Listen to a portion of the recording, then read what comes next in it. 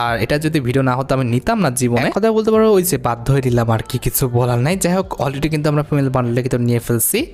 এবার কথা হচ্ছে আর কিছু কিন্তু নাই, আমাদের এই পাশেও কিছু নাই, ওই পাশেও কিছু নাই, মানে এক কথায় বলতে পারো মিস্ট্রি শো ইভেন্টটা সম্পূর্ণ সাফা করে ফেলছি। এখন কথা হচ্ছে ভাই, এভাবে কি গড়া পাত্রায় নেওয়াটা ঠিক হয়েছে? আমার কথা শোনো, এটা ঠিক হয় নাই, জাস্ট আমি ভিডিওর জন্য নিছি। আর যেটা নেওয়ার দরকার সেখানে আমি বলছি যে এটা নিও, আর যেটা নেওয়ার দরকার নেই আমি কিন্তু বলছি যে ভাই এটা নিও না।